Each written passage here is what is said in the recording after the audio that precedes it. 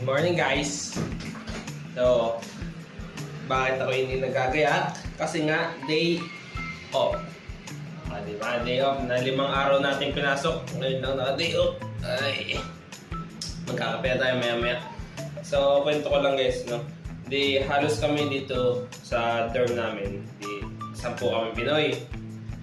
Halos lahat nakapag-exam na. At halos lahat naman is nakapasado sa exam.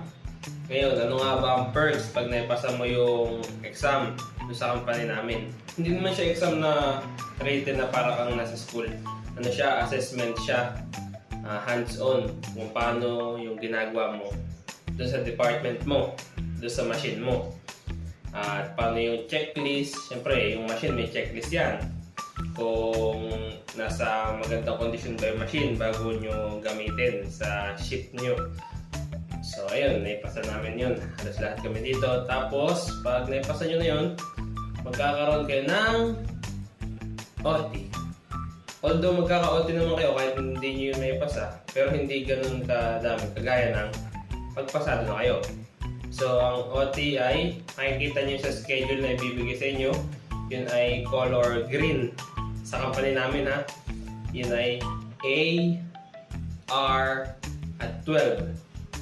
Color green na ganun. A, R, at 12. So, yung A, yun yung kababaan na OT. Oo, iba-iba ang presyo ng OT dito sa company namin. A is around 1,700 NT.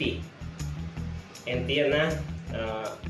More than yan, 1,700 more than. Pero hindi abot ng 1,800. Tapos yung 12 na OT is 1,900 plus.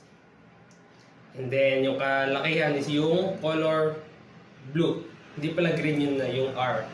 Blue yun. Parang blue-green, basta ganun blue. Yun ay almost 2,300 NT. So, kayo na lang bahala mag-convert. Kaya kung nasa company ko kayo, ipasa nyo yung exam. So, yun lang. Good morning. Peace!